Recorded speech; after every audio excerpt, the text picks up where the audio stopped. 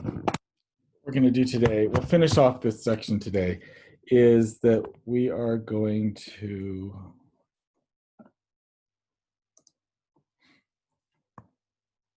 talk about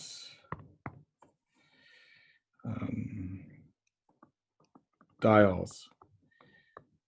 So we are going to be adding OH to each carbon. So there's technically really two ways of doing this. So let's pretend we had a double bond like this. We could have a situation where we add OH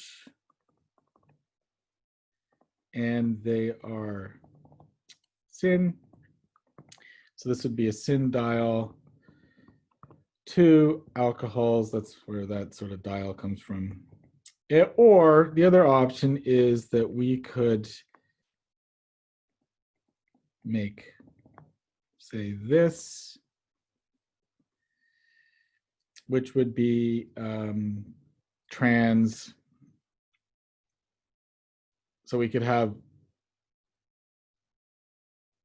make the like trans diols or syn diols. In this is a cyclic system, so you could call this cis or trans, or there could be syn or anti. So call this anti just for the sake of it, because it's more. Now, and this is cyclic, so this is technically cis, and this is technically trans. Okay.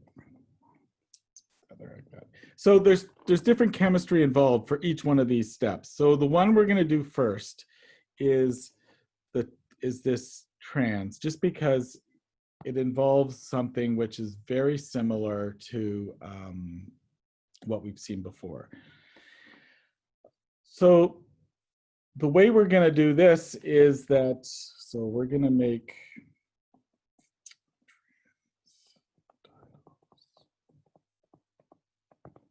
the route to make, this is basically a two-step process, 2 steps.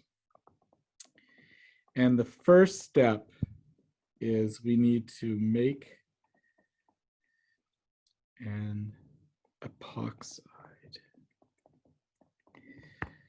What's an epoxide? An epoxide is a 3-membered ring with an oxygen in it. So it's similar to a cyclopropane, except for one of the atoms is a oxygen. So how do we make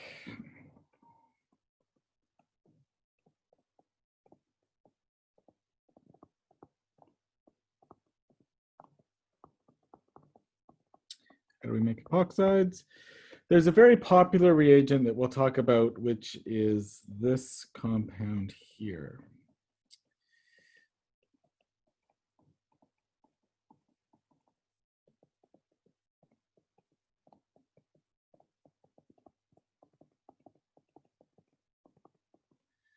And this has an acronym called MCPBA. And this stands for metachloroperoxybenzoic acid. So MCPBA.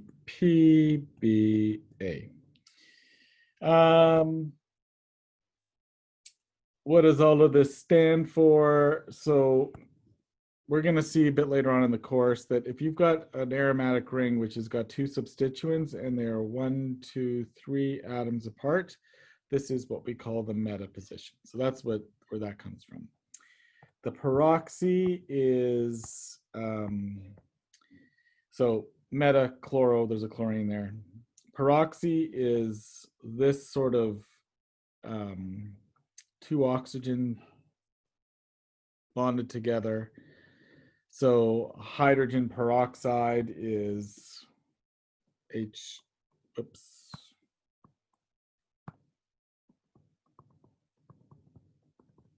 So that's hydrogen peroxide. We've seen that when we're doing the hydroboration reaction.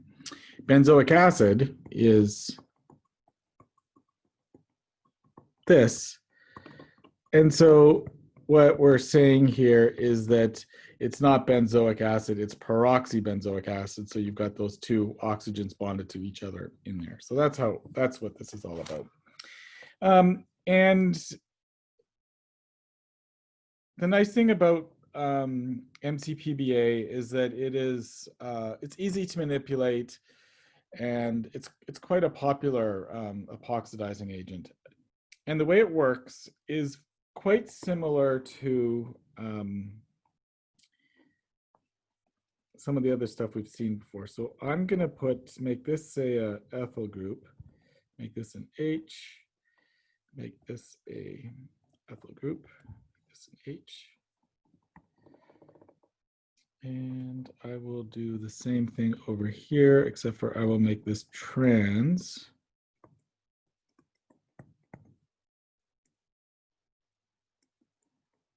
And this will be important in a second.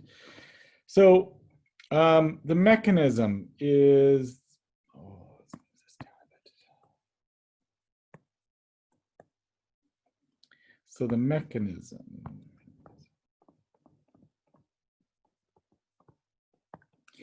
is what we would say is concerted. So all of these bonds are supposed to be breaking and being formed at exactly the same time. All right, got this drawn correctly.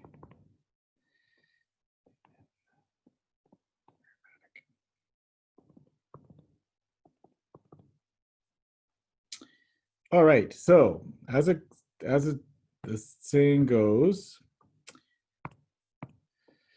so the aromatic ring is still, sorry, the double bond is still the nucleophile. So if this is attacking this oxygen, these bonds move to make a double bond. This bond here comes to grab the proton, and then this electrons in this bond are going to come back and attack the carbon, which is going to have a developing partial positive charge. Because if the electrons that are on the blue arrow are going up, that means the carbon on the left has got some electron density, and the carbon on the right is going to have a partial positive charge. And then so you end up making your product, and the product is going to look like this.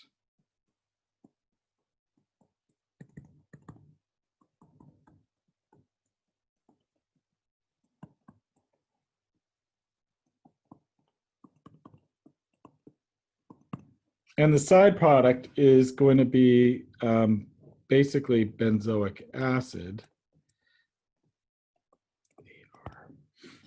So I just wrote AR for aromatic ring, so that's what that stands for. So you'll notice that your starting material here is cis alkene. Your product down here, the two ethyl groups, will be on the same side. So this, just like the cyclopropanation, this would be a stereospecific reaction. If we did a similar thing with a trans, so we used MCPBA, and the typical solvent for this reaction, I'm pretty sure, is just dichloromethane. So then our product will be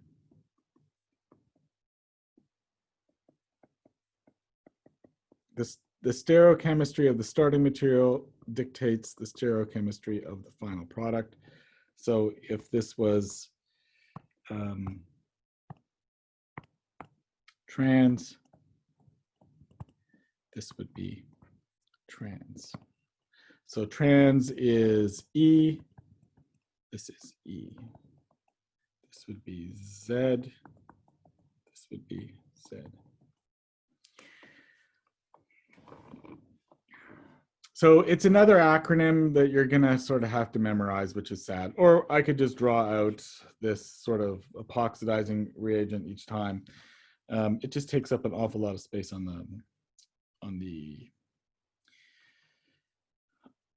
just takes up a lot of space. So it's kind of a nuisance to do that. So that's how you make an epoxide. So it's very similar to the cyclopropanation, except for now, instead of having a carbon there, we've got a oxygen atom there. Now, one of the things which is interesting about epoxides is that they can be opened up. You can open up, actually, you can open up a cyclopropane too, if you have a reactive enough species. But epoxides can be opened up by water.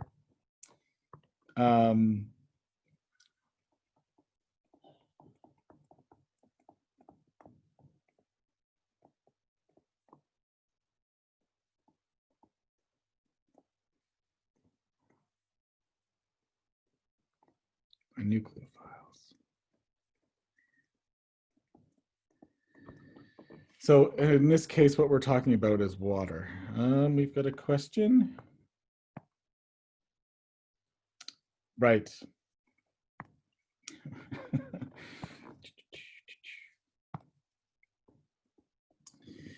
So they can be opened up by nucleophiles. And in particular, for what we're interested in today, it's going to be water. So let's draw an epoxide, and let's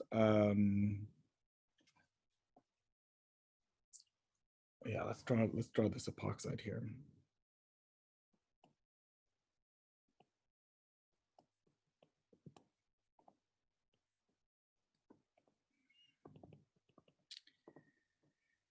Okay, now, so we've got an epoxide, which is, now we can open this up with, if you just throw regular water in there, the reaction is going to take forever. We need to catalyze it with something. So we can catalyze the opening with, one could be making the solution acidic with acid, I guess, let's just say acid, or two, base. And let's do acid first, because it's going to directly apply to what we've seen before. So if we've got an epoxide and we throw in some acid, H+, what we should expect to happen is that the epoxide is going to get protonated.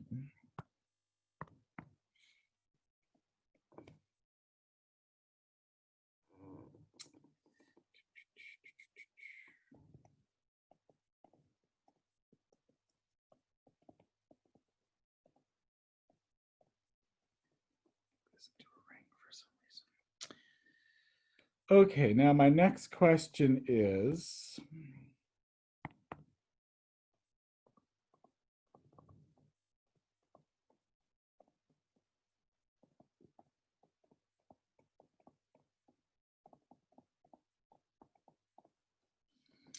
what does this look like?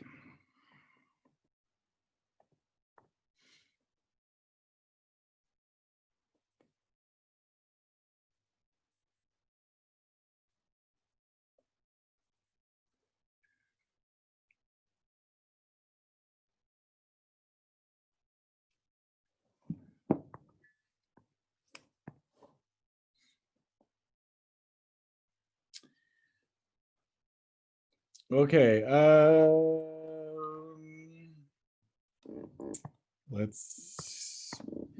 so if you were a water molecule, where would you attack? Would you attack the yellow carbon, or would you attack the green carbon? And this is where, what does this look like? What does this three-membered ring with a positive charge remind you of?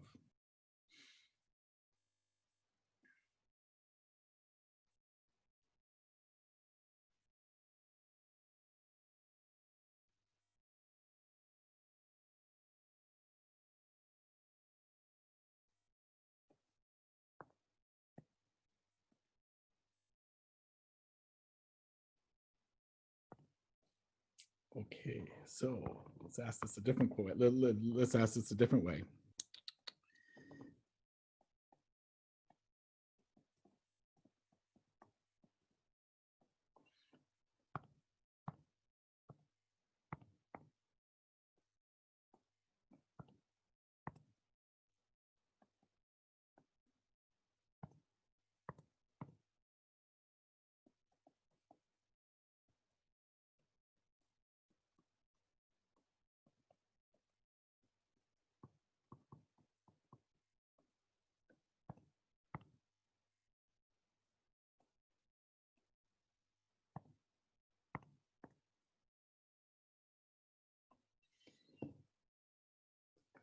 Okay, bunch of things.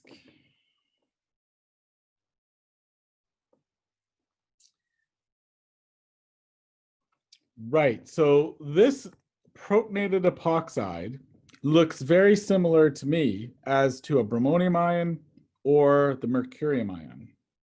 And so under acidic conditions, we had water constantly, if it was attacking either one of these, it would always attack the most substituted carbon, right? And the reason for this was that, and that would go up, and that would go up, was that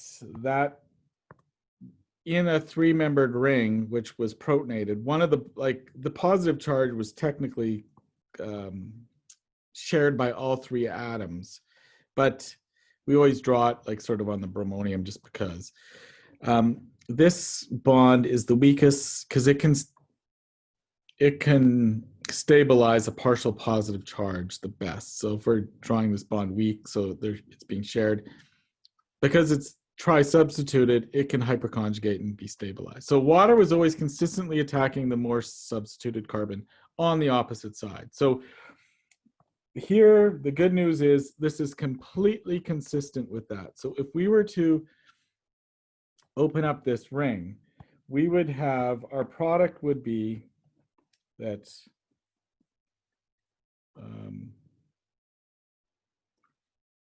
OH, OH. Now, in this case here, they're both, you've got two hydroxyl groups on either side. Like,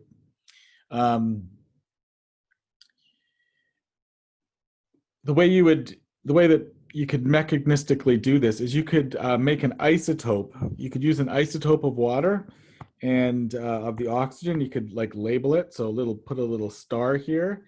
And when you looked at your product, this oxygen here would have the isotope for oxygen. It would be the starred one. But let's do a reaction with, and we'll see that I've got a better example, I suppose, right here. Like, so let's pretend that we've got this as our epoxide. And we add H,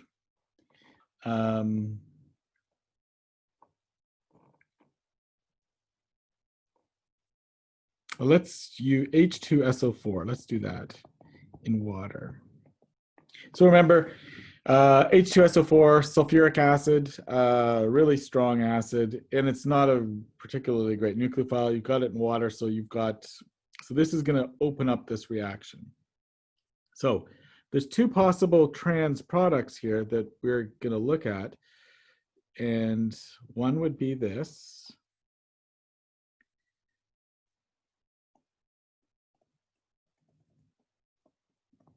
And one would be this.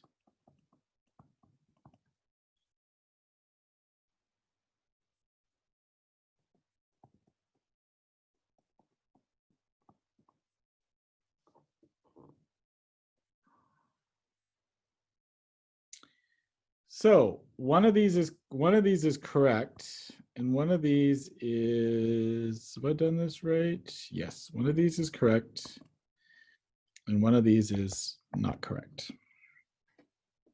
So the first step, the intermediate here, is going to be this.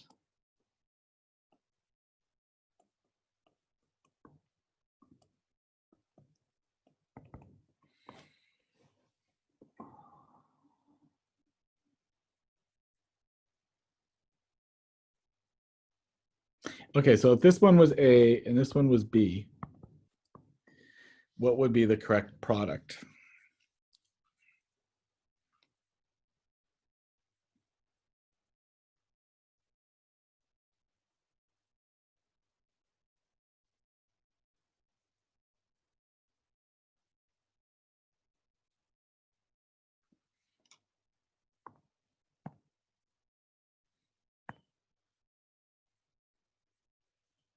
I have one vote for B so far.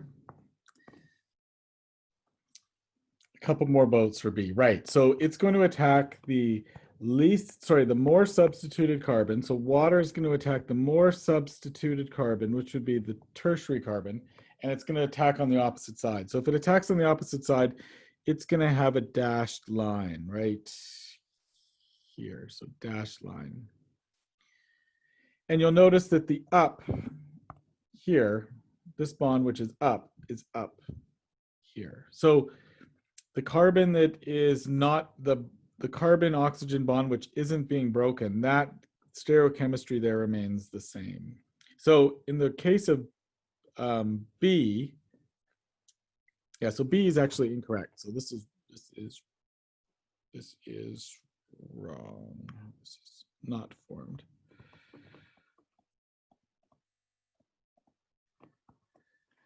So the water is going to be attacking on the, so it's going to attack most substituted carbon on opposite side.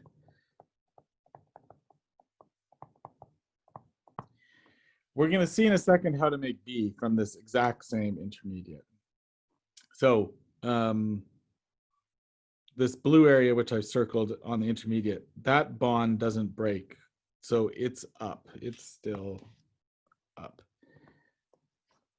Now the methyl group, it gets, this methyl group here in blue, it gets inverted just like a SN2 reaction. So this is one of those, it's exactly analogous to what we did with both the bromonium ion and the mercurium ion.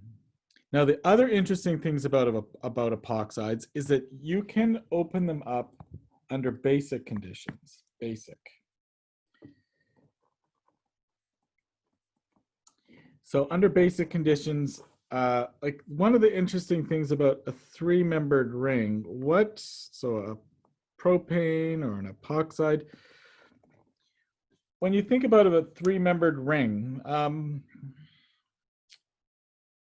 so if it's an equilateral triangle, that means that the angles in each one of these bonds is 60 degrees, right?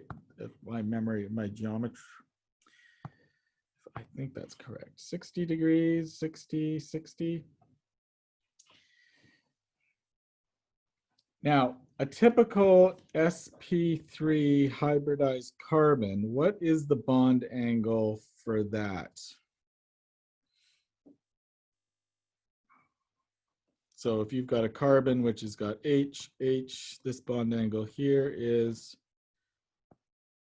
right, it's 109, so 109.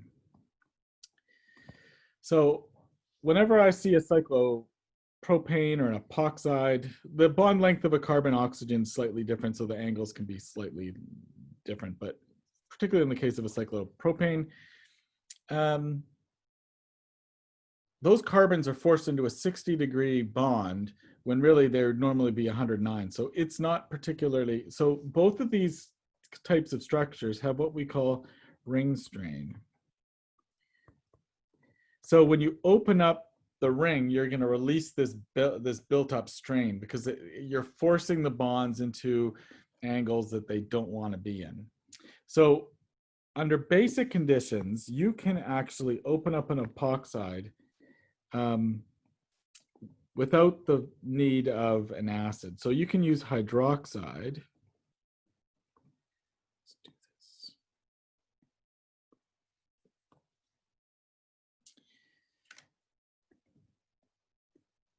And the fun thing here is that under basic conditions, the nucleophile will attack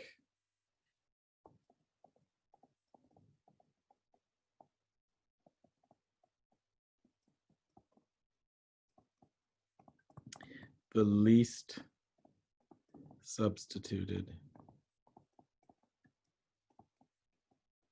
carbon. So if in this case here, tertiary carbon versus primary carbon, it's going to attack the least substituted carbon and it's going to open it up.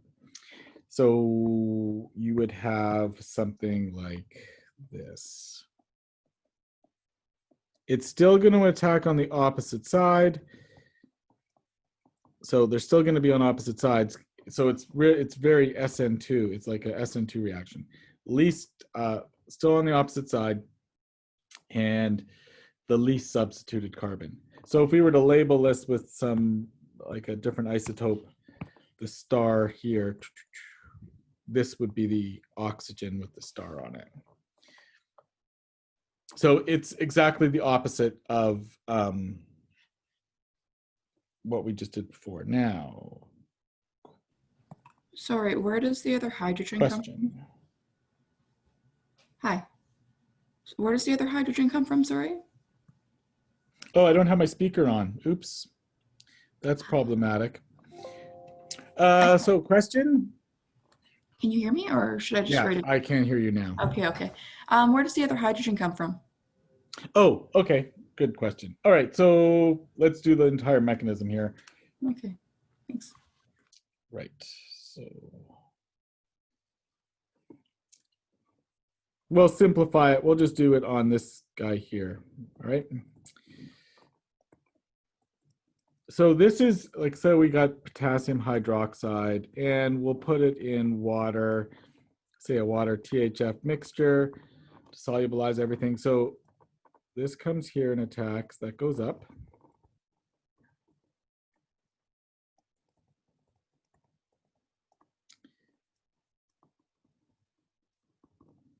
And then what happens is you've just got solvents sticking around, and it'll get protonated by the solvent to give your So two. we've got a protic solvent. Right. Okay. And if you didn't have a protic solvent, let's pretend that you were using, let's pretend that you were using a nucleophile that is way more basic, like this.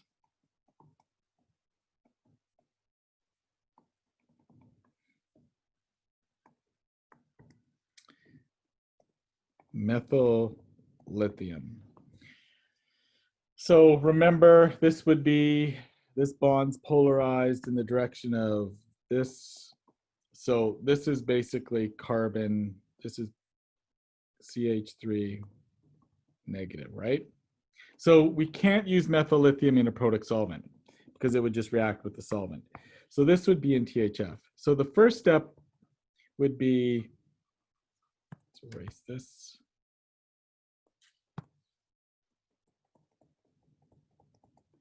First step would be this. The second step in the reaction, when you stop the reaction, there would be an acidic workup. So you would write something like H3O plus. So in this case, if we were to do the mechanism here, so these electrons would go there, this would move up. Your intermediate would look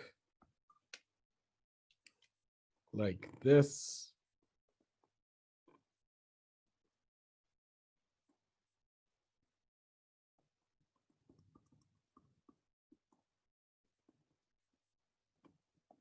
And it would hang out in the solution until you decided to stop it. And then you would add in your H3O plus.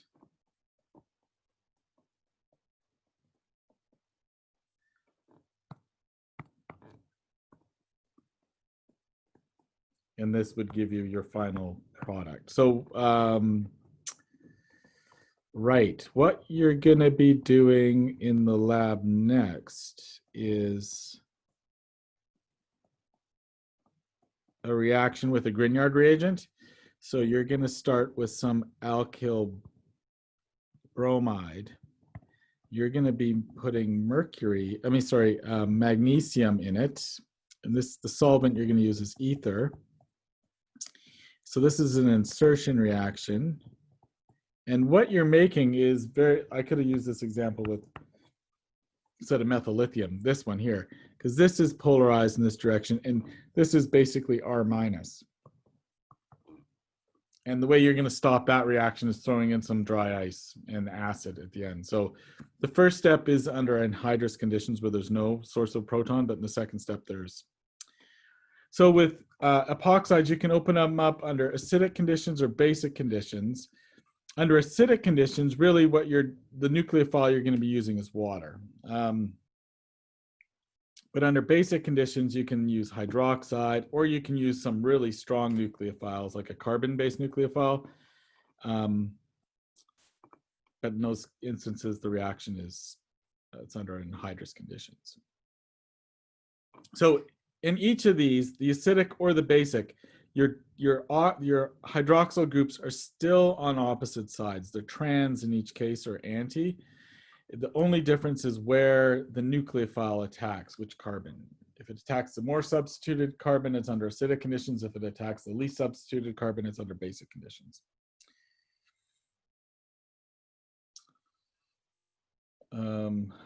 Yeah. Someone remind me before next class to make sure my speaker's on, because often during the week there's meetings I go to and I turn my speaker off because there's, anyway. Yeah, that's kind of funny. Do a whole class with this speaker off. Not helpful. All right. Any questions on that at all?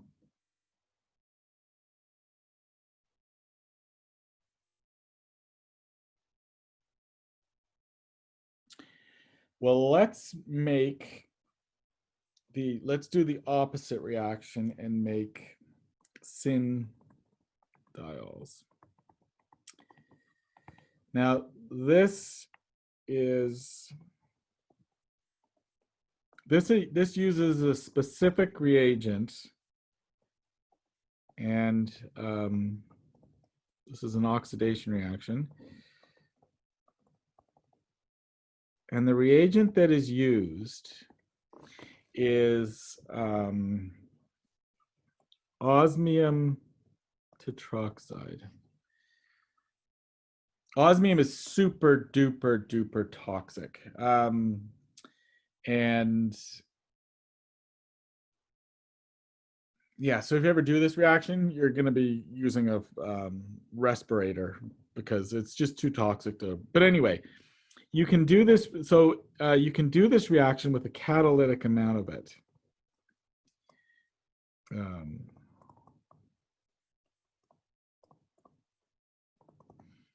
And if you're doing it with a catalytic amount, you need a co-oxidant. And the co-oxidant is this species here.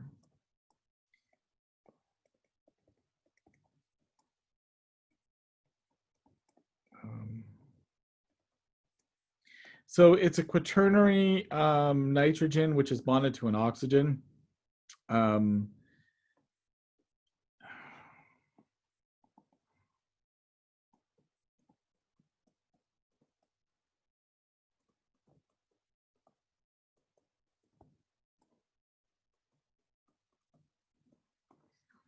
N-methylmorpholine oxide. So it's got an acronym, of course. That's what today is the day of acronyms. NMO. So it's basically called NMO. So the first step is in this reaction is osmium OSO4 and NMO. Step one. And in step two is basically it's a hydrolysis reaction. So we use water and sodium sodium bisulfite, and then you get your diol.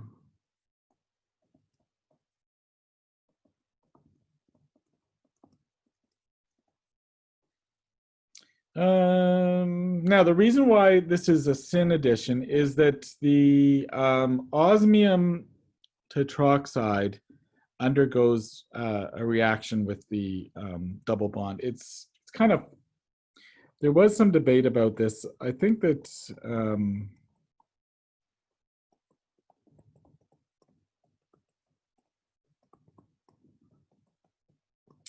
and the reaction goes like this.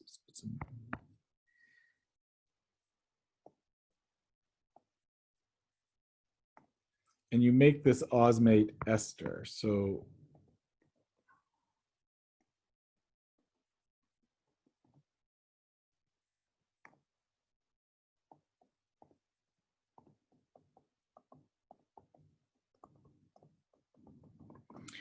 these two, I guess let's circle these two little electrons here.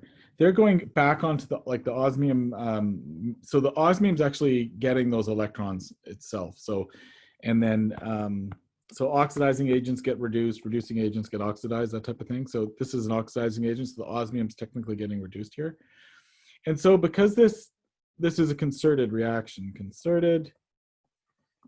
the two oxygens here, which I'll label in yellow, they're on the same side. So that's why they end up on the same side.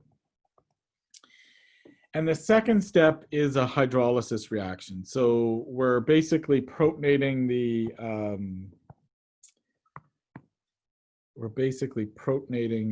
oxygens here. Blue, let's draw blue. And it's a series of water attacking the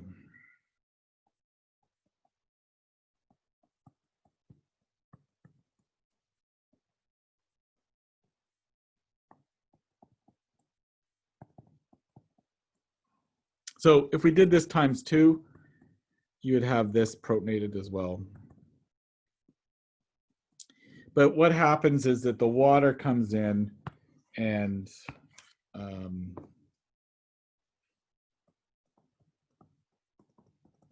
this water basically comes in, attacks the osmium, electrons move up, electrons move down, and then you release the hydroxyl groups in each case because it's protonated, so it's a good leaving group.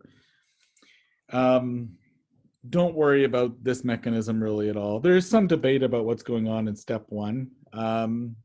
So in my notes, I talk about a 2+2 addition. This one's probably the correct one. There's been more evidence to suggest that what I've drawn here is actually right. But anyway, at the end, you end up with your cis-diol. Sorry, what was the proton source? The proton source is this guy. Sodium bisulfite? Yeah. Okay. So they're not using sulfuric acid in this case because it's too acidic. They're just using that. But it's still, that H is still bonded to an oxygen, right? So it's still a source of proton. It's just not quite as acidic. So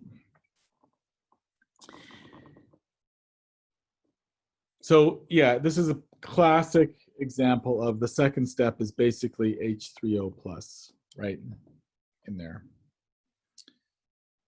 So if you've got, so let's do an example here. If you've got the way that we would draw this, like on a ring system, it's easy to put them on the same side, but let's pretend that we had this. If we did one OSO4 NMO, 2 NaHSO3 aqueous. Then we want to draw the two hydroxyl groups. If you keep the zigzag intact, then the next part is that you would draw each hydroxyl group either towards you or away. So this would be the correct product, plus the enantiomer. So the enantiomer would be this. We don't really need to draw the enantiomer. Just assume it's there. Now, one of the one of the research groups that used osmium tetroxide, they developed a way to make one enantiomer over the other. That was Sharpless.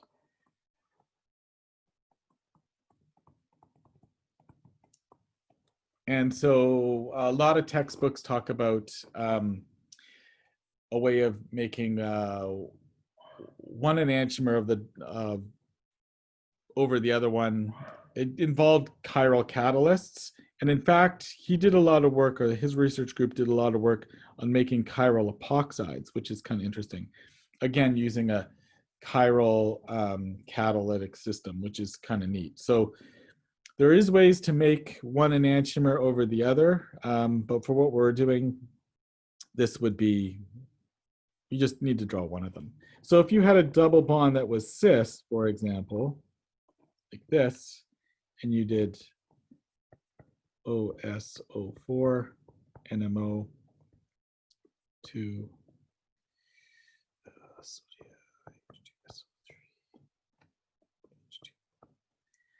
then if you keep the carbons, in this case it's not in the zigzag, if you want to be consistent, this would be the correct answer. Now this bond's got free rotation, and if you free rotate it so it is a zigzag, those two hydroxyl groups are going to end up on opposite sides. It's just the way that that is. So that is basically dihydroxylation. So osmium tetroxide and methylmorpholine oxide, NMO. I guess we've only got like 5 minutes left. I'll do one last reaction, and this is oxidative cleavage. There is one final neat reaction that we can do about alkenes, and this uses ozone. So ozone N3 looks like this.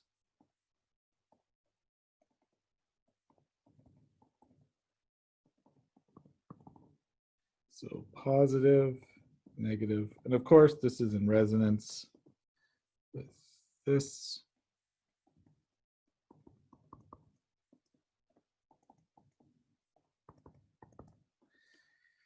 And ozone is technically an electrophile. Oh, you can smell ozone before thunderstorms. It's got the thunderstorm smell. But typically you make ozone by taking oxygen and using electricity. And that will give O3. So let's balance this. So that's why you smell it in thunderstorms, because the oxygen in the air is getting zotted by a ton of like electricity. So the one thing which is this is going to remind us of is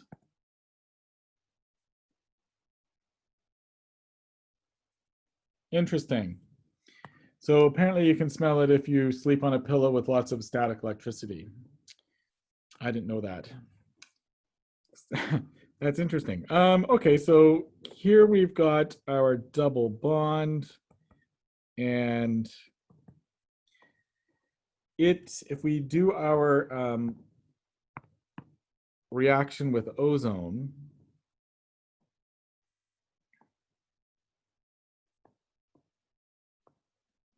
this is very similar. This looks like if we were to replace that center oxygen with osmium, it would look very similar, right? You end up with a structure that looks like this, which is not stable at all.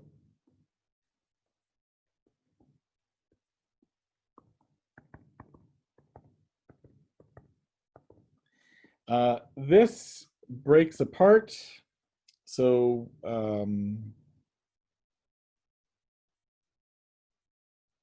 yeah, this guy fragments. What's the best arrows? How will I draw this? let's do it like this.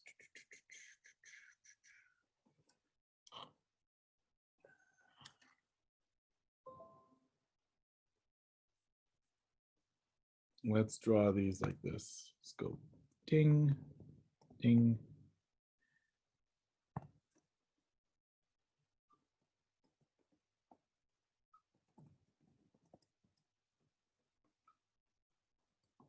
This carbon's got a positive charge. It's stabilized by resonance. And this other carbon, I'm going to draw it upside down now just because. So it really comes out this way, but I'm going to draw it upside down because the next step is, and don't worry about this mechanism too much either, but just to show you how things work. This goes there, and then these go there. This second intermediate here, you can isolate in the lab. And so it's 2 oxygens. So if we call this A and B, A, B, C, D, C, D, something like that. Now this intermediate here can be isolated in the lab, but then you can break this apart with, say, triphenylphosphine or sulfur dimethyl sulfide. And what this provides is 2 carbonyl compounds, C and D, plus A and B. So, and we'll call this A, B, C, D. So it chops double bonds in half. So if we were to draw a, and the other product, which is a byproduct, is either the triphenylphosphine oxide or DMSO. So one of the oxygens ends up being bonded to the sulfur or the phosphorus. And it's one of the driving forces of the reaction. So if you've got a double bond like this, and you use ozone plus triphenylphosphine, this bond gets chopped right in half, and you end up with, one side would be a carbonyl, so an aldehyde, and the other side would be an oxygen. Sorry, a ketone. So, and if you had, say, this,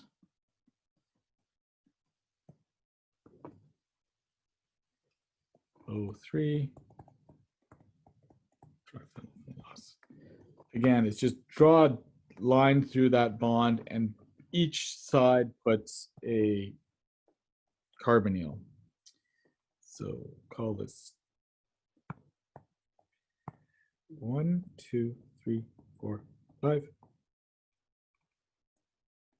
1, 2, 3, 4, 5. If there's a hydrogen here, there'll be hydrogens here. If it's a it's tetrasubstitute double bond, they'd be ketones. So it's an oxidative reaction that that cleaves double bonds. It's kind of it's funny how useful this actually is in organic synthesis. So that's why it's and the other neat thing about ozone is that the way that it works, probably running out of time, but you've got your little flask, and if you bubble ozone into your flask, the neat thing is when the flask gets saturated in ozone, it changes the color, so it's this really beautiful blue. So if there's nothing else which is going to react in your reaction, it's just except for that one double bond, when the blue color arrives, you know your reaction's over because the ozone's no longer reacting with your alkene, it's being dissolved in the solvent. But it's a really, really, really, really pretty reaction if you ever do that. So, right. So what we'll do on next Tuesday is we will start, there's a couple reactions with radicals I want to do. And it will start with the alkynes. And the fun thing about alkynes is that it's just alkenes times 2. So we'll basically burn through that pretty quickly, I think. But yeah, so if you have any questions about the ozone, don't worry about the mechanism, but oops, sorry. Someone asked a question and I accidentally. It's okay. Like, what was your question? The second intermediate, you said you could isolate it. Yes. That's the one in which, what's it? It's oxygen, oxygen, carbon, oxygen, I guess. Yeah. Yeah. And so, okay. It's a cyclic structure then? Right. It's a 5-membered ring with 2 oxygens and a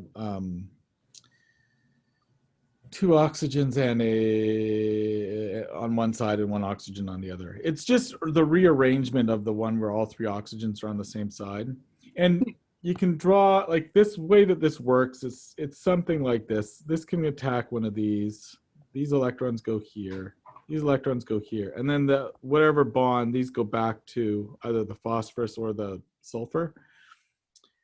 And you can actually draw a mechanism attacking any of the carbons and it'll work. So it doesn't really matter which one you decide to attack. But the oxygen-oxygen bond's particularly weak compared to just straight up carbon-oxygen bond. And but I wouldn't worry about the mechanism really. It's just a useful reaction. Okay. I'm just wondering why we choose, what's it? The phosphate sulfur? Like why we choose those 2 specifically, I guess. Well, a third one which people use is zinc. So why would you choose any, so triphenylphosphine is it's a solid, so it's easy to manipulate, but this phosphorus oxygen bond here, this double bond is really strong. So if you're looking at an energy diagram, the formation of that free energy, the formation of that bond is like going downhill because this is way down here. So that's one of the reasons that'll drive that reaction to completion. Okay. Yep. The sulfur one's kind of stinky, so it's less appealing at times, but so I typically always put triphenylphosphine. Okay. Thank you. All right, so yeah, so I guess we'll see each other on Tuesday, next Tuesday. And I think that's all I have. Sorry, I'm running 5 minutes late. And we'll see everybody. Thank you. Then. All right, you bet. Good weekend. You too. Now.